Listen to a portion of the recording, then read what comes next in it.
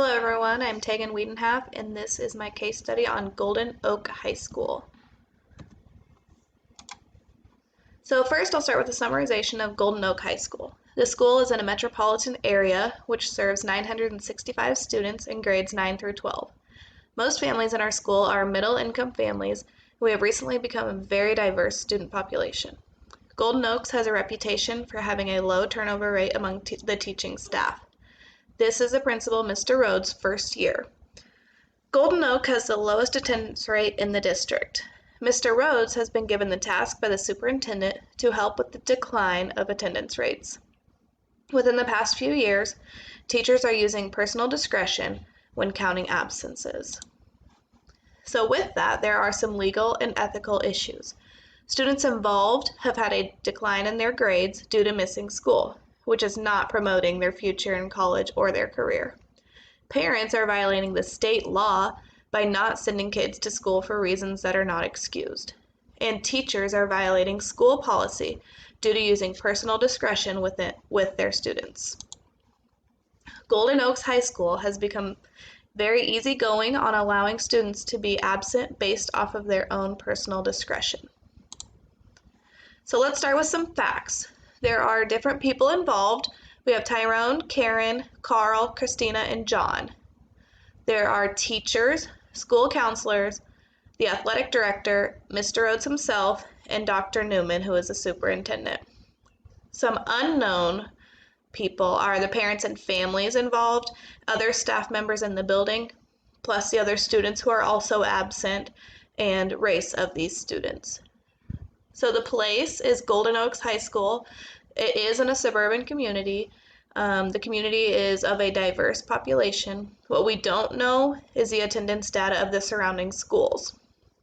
In the program itself, the school has 11 different team sports. Football is a dominant one, 31 clubs, low turnover rate among teachers. It is a public school. What is unknown is the curriculum that is used, the social emotional programs put in place by the counselor. So first we'll start by reviewing and prioritizing the information. The current situation of decline in attendance data will be damaging to all stakeholders involved. The students and teachers involved have an important stake in the outcome. I am unaware of Mr. Rhodes discussing the situation with any of the stakeholders so far. There is much more that can be learned from the situation. We need to know the teachers who are involved, other students who have been absent, the athletic director's viewpoint, and other background information. There's not enough information right now to make a decision. So what are some possible options and consequences? The first option is option A, and that's to do nothing. Continue to allow attendance problems to increase and leave it up to the teacher's discretion. Option B is that the principal, Mr. Rhodes, takes ownership of all attendance taking and meets with students who disobey school attendance policy.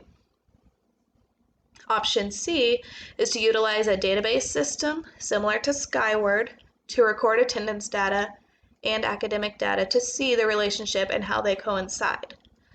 And then there's option D, conduct a staff, parent, and school-wide meeting discussing the attendance data decline and showing them how it affects their grades. The principal will communicate the policies set in place and the consequences that will occur if students break the policy. So let's evaluate the options. Option A was to do nothing. The pros of that is there's no confrontation between staff and students. But the cons of that, attendance rates are still low and teachers are still using personal discretion.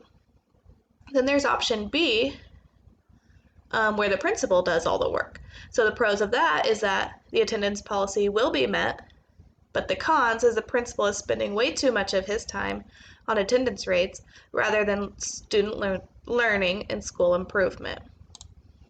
Option C was the one where they have an online database system. Pros to that is easy to implement for all teachers, it's not time consuming, and can be turned into a spreadsheet to be used to view rates alongside academic and demographic data. Cons of that is teachers can forget to do attendance.